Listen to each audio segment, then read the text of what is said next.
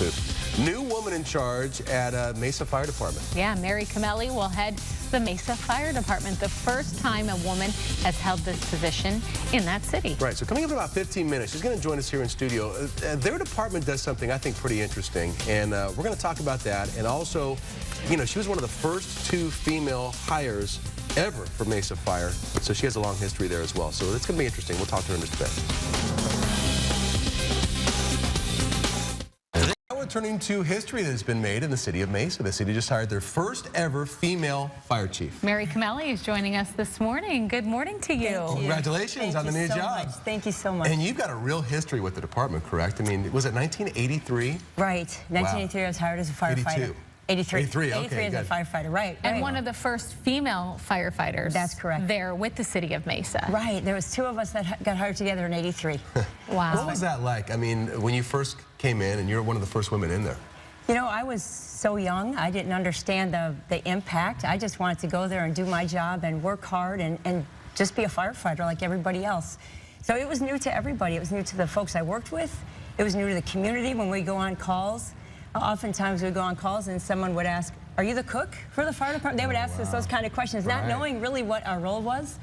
But I tell you what, we had so much support throughout the years. Well, and look at where things are now. Fast forward 30-some years, and women have earned a significant place in a role like this. Absolutely. So women are all over the country have been in the fire service for a long time, even before me, and so they've really broken the trail for a lot of us to get where we are today. So it's more acceptable. There's still few women in the fire service even today, but it's getting better and better. Right, there's more and more every year. And not to harp on this, but you look at, you know, your department, Phoenix Fire, led by a female chief. Correct. And now Phoenix PD, led by a female chief. What do women bring to the table that men may not, or is it about the same? Yeah, you know, I think everybody has their strengths. And it's so nice that Phoenix has both females in the police and fire department running. I think that everyone has certain strengths that they bring to their organizations.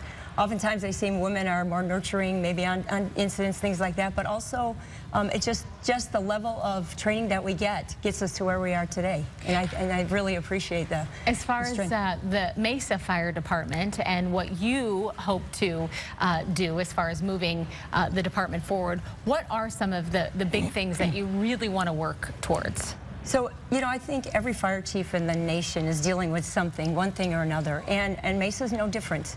We have a great work group that we work together, and we're going to get us to the next step. Our biggest challenge for Mesa right now is staffing levels. We have some engines that are running, you know, up to 4,000 calls. We have a few engines running 4,000, over 4,000 calls. West Mesa is extremely busy. We're going to see what we can do to help mitigate that issue and helping provide some services there in those areas.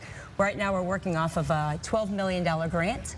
Wow. Where we have 2-person units in service. Yeah, and let's explain that really quickly, because the vast majority of the calls you go on are medical calls, so you're actually sending out a nurse practitioner with a paramedic, correct? That is correct. That is correct. So there's some low acuity calls that come into the system, several low acuity calls that come into the system where someone absolutely doesn't need to go to the ER.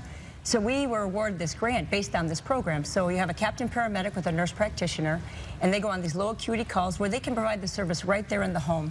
Whether it's stitches, you say? Stitches, provide antibiotics for certain infections that someone absolutely doesn't need to go to the ER.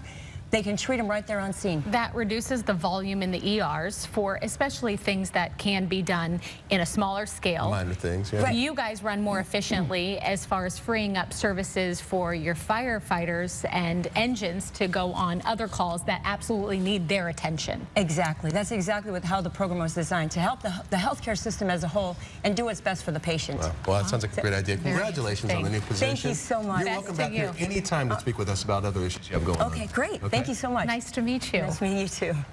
All right, coming up after the break,